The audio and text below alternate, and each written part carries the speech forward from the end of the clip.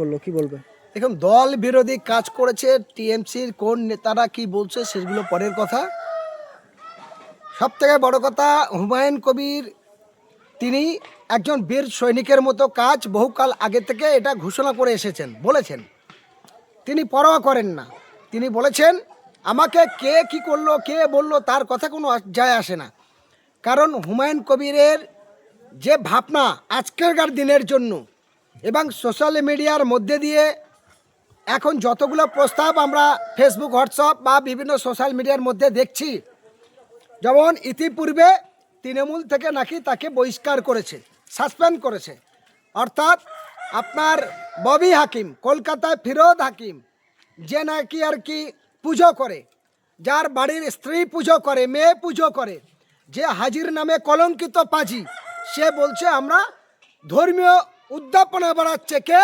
হুমায়ুন কবির। হুমায়ুন কবির মসজিদ করছে অপরাধ। আরে ফিরোজ হাকিম, তুমি নাকি হজ করেছো, তুমি নাকি তৃণমূলের নেতা, এই তোলামূলের নামে মানুষের সর্বনাশ কেন করছো? তাহলে সত্য কথাটা বলো। হুমায়ুন কবির বাপের বেটা সরকারি টাকা নেয়নি, আজ নিজের টাকা দিয়ে সাধারণ মানুষের সহযোগিতায় সেখানে 25 বিঘা জমির উপরে সেখানে মসজিদ করছে। তার উপরে ইউনিভার্সিটি তৈরি হবে, যে ইউনিভার্সিটি এমনভাবে একটা তৈরি হবে যে ইউনিভার্সিটির মধ্যে হিন্দু, মুসলমান, দলিত, আদিবাসী, শিখ, খ্রিস্টান সবার ছেলেমেয়েরা পড়াশোনার সুযোগ পাবে, কম পয়সায় ভালো সুযোগ পাবে। এবং সেখানে এমন একটা উন্নত মানের হসপিটাল হবে যে মুর্শিদাবাদ থেকে ছুটে আর কলকাতায় আসতে হবে না। খুব ভালো ধরনের ট্রিটমেন্ট হবে, যেখানে হিন্দু, মুসলমান, দলিত, আদিবাসী সবাই ভালো চিকিৎসা পাবে, ঔষধও পাবে, এরকম ভালো হসপিটাল। এবং আরও অন্যান্য পরিকল্পনা আছে যে গরিবের ছেলেমেয়েরা যদি মনে করে একজন এলএলবি করবে, একজন ল নিয়ে পড়বে, তার জন্য ভালো কলেজ নেই, গরিব মানুষের পড়ার জন্য কোটি কোটি টাকা খরচা, সেরকমভাবে সরকার কিছু ব্যবস্থা নিতে পারেনি। সেই জায়গা দাঁড়িয়ে হুমায়ুন কবির এতদিন পারেনি কেন? দীর্ঘদিনের এমএলএ কেন করতে পারলো না? তার কারণ তখন দলের বাধ্যতামূলক ছিল, দলের হুঁশিয়ারি ছিল যে যা করবে মুখ্যমন্ত্রী করবে। আজকে ভাবতে অবাক লাগছে যে মুখ্যমন্ত্রী তিনি একটা ছাড়া 10টা মন্দির করবে, সরকারি টাকা, আমাদের টাকা, ট্যাক্সের টাকা, গরিব মানুষের টাকা, খেটে খাওয়া মানুষের টাকা। সেই মানুষ রক্ত জল করা, রক্ত পানি করা পয়সা সরকার নিয়ে ইউনিভার্সিটি, স্বাস্থ্য কেন্দ্রে শিক্ষা এবং কর্মস্থানের ব্যবস্থা করতে পারেনি। কিন্তু ব্যবস্থা করেছে কে? ব্যবস্থা যখন করতে চাইছে তখন এরা বলছে ধর্মীয় উদ্যাপনা করছে। আর বিজেপি, আমি মাননীয় পশ্চিমবঙ্গের মহামান্য রাজ্যপাল, তিনি কদিন ধরে দেখলাম একটা বিভিন্নভাবে মন্তব্য করেছেন এবং সোশ্যাল মিডিয়ার মধ্যে ঘুরছে। আমি হোসেন গাজী একজন সামাজিক মানুষ, একজন মানবাধিকার কর্মী হিসাবে বলছি, মাননীয় রাজ্যপাল সাহেব, আপনি কোথায় ছিলেন যখন আবু সিদ্দিককে পিটিয়ে খুন করে, যখন আনিস খানকে খুন করে, যখন বিশ্বজিৎ মুন্ডাকে খুন করে, আরিয়ান বিশ্বাসকে খুন করে, যখন অভয়কাণ্ডে আরজি করের মহিলাকে ধর্ষণ করে খুন করে, তখন তো আপনি তাদের বিরুদ্ধে গ্রেপ্তারের দাবি তুললেন না। অবাধ নির্বাচনের নামে মানুষকে গণধোলাই দিল, তখন তো আপনি কোনো কথা বললেন না। কিন্তু আজ হুমায়ুন কবির মসজিদ করবে, হুমায়ুন কবির ইউনিভার্সিটি করবে, হুমায়ুন কবির সেখানে হসপিটাল করবে, তার বিরুদ্ধে আপনি বলছেন। আপনার নেতা, বিজেপির নেতা, যাদের মাধ্যমে আপনি রাজ্যপাল হয়েছেন, সে বলছে এখানকার মুসলমানের পা আকাশের দিকে করে মাটিতে মাথা করে ছাল ছাড়িয়ে দেবো। কোরআনে বলছে ধর্ষণ করতে, খুন করতে। কই মাননীয় রাজ্যপাল, আপনি তো তখন তাদের বিরুদ্ধে ব্যবস্থা নিতে বললেন না। তাহলে আপনি কোন শর্তে বলছেন যে হুমায়ুন কবিরের জন্য এখানে ব্যবস্থা নিতে হবে?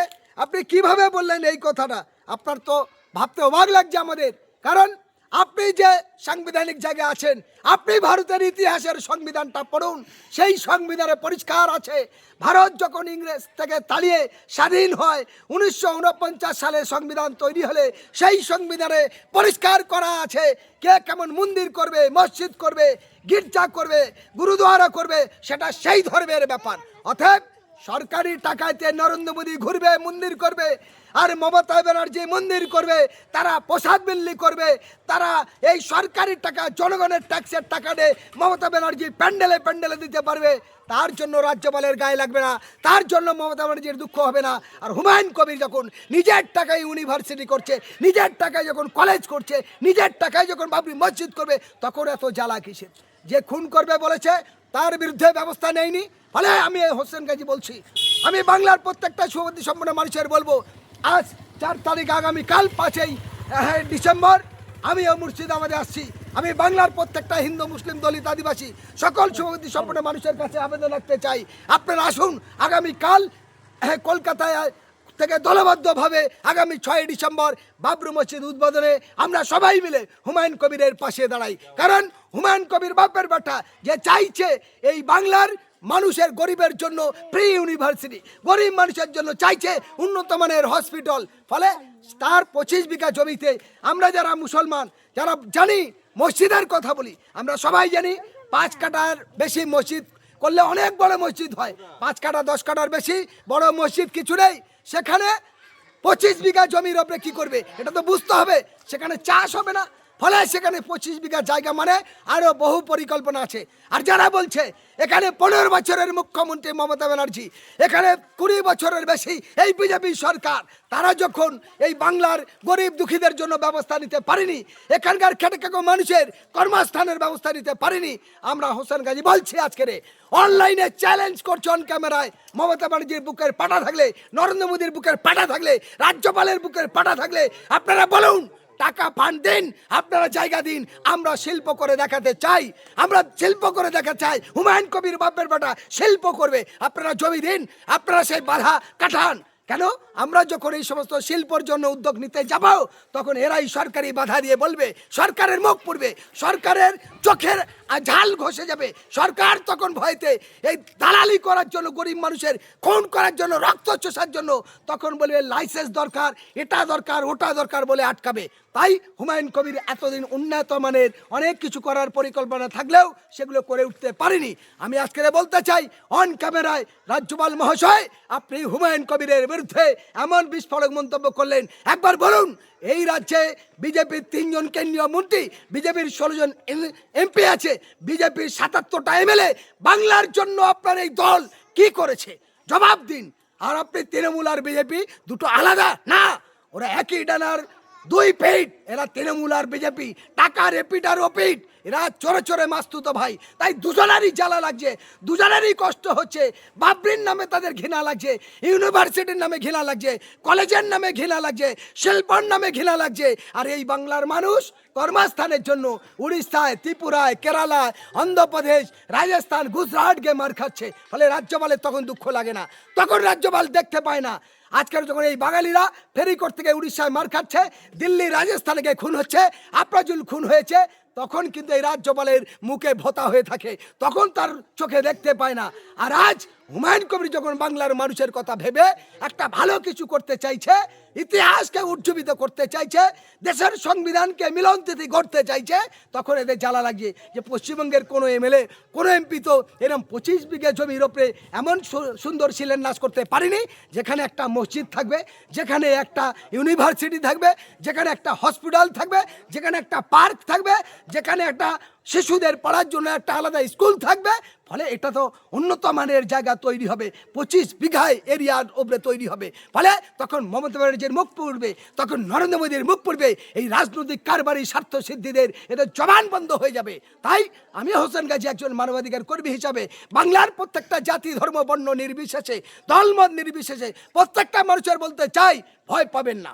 বুকের পাটা দেখে ভগবান আল্লাহ ঈশ্বরগড় বলছে, হে মানুষ, আমি তোমাকে পৃথিবীর সর্বশ্রেষ্ঠ প্রাণী করেছি, তুমি যদি মাথা নত করতে হয় ঈশ্বরের কাছে করো, কোনো গুন্ডা, মস্তান, পুলিশ, কোনো নেতা মন্ত্রীর কাছে নয়। তাই আমি হোসেন গাজী বলছি, আমি নিজেও মুর্শিদাবাদ জেলা এসপিকে আমি পারমিশনের জন্য মেল করেছি, রেজিনগর থানাতেও করেছি। আমরা দলবদ্ধভাবে রেজিনগর মধ্যবাজার থেকে মিছিল সহকারে কয়েক হাজার মানুষকে নিয়ে আমি হোসেন গাজী রওনা হব বেলডাঙ্গায় এই বাবরি মসজিদ উদ্বোধনে। ফলে বাংলার প্রত্যেকটা মানুষের বলবো আনাচে কানাচে থেকে সমস্ত জাতি ধর্ম বর্ণ নির্বিশেষে আমার দেশের সংবিধান হিন্দু মুসলমান দলিত আদিবাসী সকলের মিলন তিথি করেছে। তাই ইংরেজ ব্রিটিশ 1947 সালের 15 আগস্ট দেশ ছেড়েছে। ফলে সেই দেশের সংবিধান নিয়ম অনুযায়ী আমাদের সকলার মিলন তিথি গড়ার জন্য, সকলার ভালোবাসার ভ্রাতৃত্ববোধ গড়ার জন্য 6 ডিসেম্বর মুর্শিদাবাদে আসুন, বেলডাঙ্গাতে আসুন এবং রেজিনগর মধ্যবাজার থেকে এই মিছিল শুরু হবে আগামী 6 ডিসেম্বর 2025 ঠিক আপনার বেলা 11:15 শুরু হবে, 10:45 মিছিল শুরু হবে। এই মিছিলে আপনারা অংশগ্রহণ করুন। আরেকটি কথা বলি, আজকের যে বলেছে ববি হাকিম যে হুমায়ুন কবির মসজিদ করছে কেন, হুমায়ুন কবির মসজিদ করছে কেন, আমি ববি হাকিমের বলছি আপনি যদি হাজি হন কোরআন শরীফ মাথায় নিয়ে বলুন মমতা ব্যানার্জি এতগুলো মসজিদ বানিয়ে মন্দির বানাচ্ছে কার টাকা? হুমায়ুন কবির মসজিদ বানাচ্ছে নিজের টাকায়। আর তোমার মা মমতা ব্যানার্জি যে মন্দিরগুলো বানিয়েছে সেগুলো জনগণের টাকা, মুসলমানদের টাকা। যে দুর্গা পূজায় প্যান্ডেলের টাকা দিয়েছে সেই টাকা মমতা ব্যানার্জির বাপের টাকা নয়, সেই টাকাটা তৃণমূলের টাকা নয়, সেই টাকাটা জনগণের টাকা, ট্যাক্সের টাকা। ফলে আমি বলতে চাই ববি হাকিম ক্ষমা চাও, সময় আছে 2026-এ আপনাদের জনগণ পালিশ করে দেবে যদি মানুষ ভোট দেওয়ার সুযোগ পায়। আমি একদম দায়িত্ব নিয়ে বলছি। তাই হুমায়ুন কবির যে বিকল্প ভেবেছে নতুন দল করবে আমরা স্বাগত জানাই। বাপের বাটা সে বলেছে তিনি চাঁদুদি ছেলে মানুষ করতে চায় না, এতদিন পর্যন্ত ভাড়াটিয়ার হিসাবে মতো ছিল, আলাদা দলে ছিল, তাই তাদের বড় কথা হয়েছে। ফলে আমরা বলতে চাই যেমন নওশাদ সিদ্দিকী নিজে দল করেছে, আমরা বাপের বাটা মনে করি, ভাড়াটিয়া জায়গায় থাকিনি। আসাদুদ্দিন ওয়াইসি নিজেরা দল করেছে, বাপের বাটার মতো করছে। আমরা চাই এই সমস্ত সামাজিক মানুষ যারা দেশ জাত সমাজের জন্য লড়াই করে তাদের পাশে থাকা মানবিক কর্তব্য। আর দেখবেন এই সমস্ত রাজনৈতিক দল যেদিনকে ক্ষমতা আসবে সেদিন এই ছোট্ট রাজনৈতিক কারবারি এই বিজেপি তৃণমূলের মতো রক্ত চোষা মানুষগুলো শেষ হয়ে যাবে।